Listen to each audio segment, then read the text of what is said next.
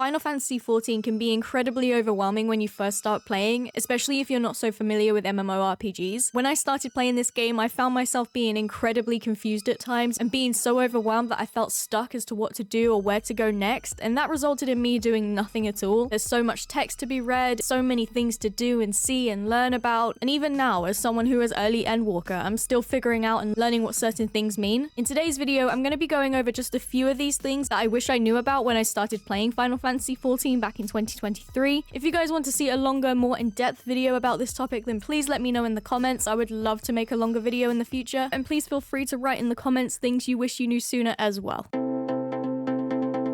I never really got into Glamour until maybe a few months ago, and the reason being is that I had no idea how it worked. Back when I was new to this game, I'd see all of these really badass looking characters and wondered how they looked so good when all I had available to me was chunky armor. I did try to dip my toes into Glamour when I started this game, but I did it all wrong. I had no idea that you needed Glamour prisms, because if I remember correctly, that's not something that you unlock until a little later in a Realm Reborn story. I just assumed that you simply equip whatever you want and be done with it. I well and truly had no idea how it worked. I had no idea how you set up glamour plates, or even knew that you could put things in the glamour dresser once you unlocked it. Unfortunately, due to not knowing about the dresser, I discarded some decent early game pieces of glamour because I eventually ran out of room in my armory chest. Had I known back then that I needed prism to transform my gear and I could make whole plates of glamour so it's all in one place, I would have been the coolest looking sprout in Eorzea, but instead, I looked like this for far too long.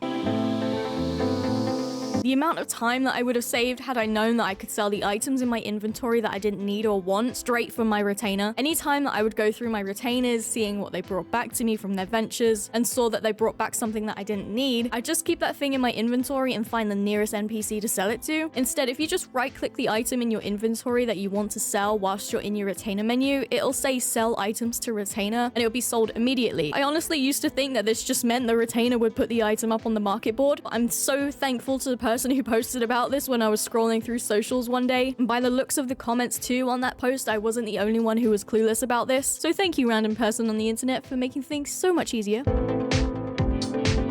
Now, this one is more of a personal preference, as everyone plays this game differently and in their own way, in their own time. But for me, this is the one thing that I really wish I knew back when I started, and that is that I don't need to accept every single side quest that I see as soon as I see it. There's a lot of reasons as to why I regret doing this, some of those being later on while I was leveling other jobs at those early lower levels. I didn't have any fun quests that I could do to get that little bit of XP, and also during a Realm Reborn, I didn't pay too much attention to the story or any piece of dialogue for the most part, so I honestly can't really remember anything from those side quests. So I wish I didn't do them when I had no real interest or connection to the story yet. I know some players don't really care too much for the stories that come from side quests, but the more that I've played this game and the more that I've fallen in love with it, the more I've really appreciated every bit of story that comes out of it. Of course, the way I go about side questing now is very different. I actually pay attention. I don't accept all of the quests in one go. I really do regret doing that in a Realm Reborn. Again, this is a personal preference mostly, but I do wish I left those side quests alone until I got to the point that I'm at now, where I really appreciate the writing and the storytelling. I know you can go back and view cutscenes from the MSQ, and there's New Game Plus, but I have no idea if those things include side quests. I'll have to look into it, or if someone's watching this who knows if you can go back and do those side quests, then please let me know. But yeah, in short, I didn't need to do all of those quests as soon as I saw them. Doing this also made me very over-leveled, as I was only leveling up one job at that time, but that's a different thing entirely.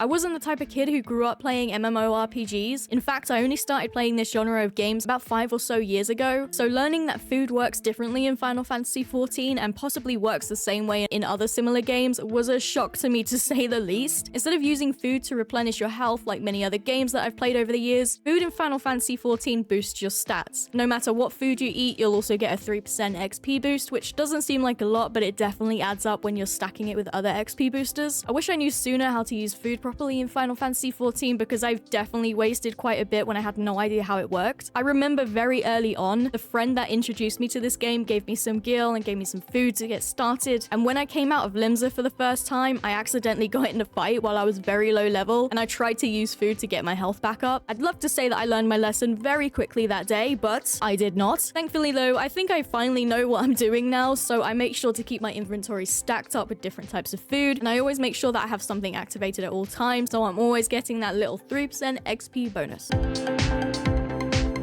Levequests are something that confused the absolute hell out of me when I started playing this game. Just like when I'd go around clicking every quest that I saw, I'd also do the same with Levequests whenever I saw them. I had no idea what it meant or what it did, as back then, unfortunately, when it came to the NPCs, or even just accepting quests in general, I'd always just skip the text that came with it and then wonder why I was so confused all the time. I'd also not pay attention to the help boxes that popped up whenever you unlock something new. I was terrible, I know, don't judge me. But I remember taking on one of these Levequests and going to the location needed to complete it and seeing this lovely green circle on my map. I then spent way too long going around that circle, expecting to find an NPC to talk to or a destination point that I needed to click on to activate the quest. Eventually, I just gave up and ignored the Levequest. I left it in my journal for quite some time because I had no idea at that stage I could abandon quests, but at some point I did go back to try it again, completely forgetting why the quest was in my journal and why I gave up with it in the first place. Anyways, Google ended up saving the day and I learned that you need to go into your journal and click on initiate to start the Levequest. If only I knew that bit of information from the get-go. Maybe the game tells you how to do it, maybe it doesn't, I'll never know because past me was impatient and skipped dialogue and important pop-ups. If you're a sprout watching this, please read your dialogue and help boxes. You'll save yourself some time and embarrassment and your future self will thank you. I could easily make this video an hour long, but for everyone else's sanity, I'm gonna leave it here for today. But just like I mentioned at the start, if you want to see a longer video going into more depth about these things that I wish I knew sooner in Final Fantasy XIV, then please let me know. I hope you all enjoyed the video, and as always, I appreciate you watching, and I'll see you in the next one.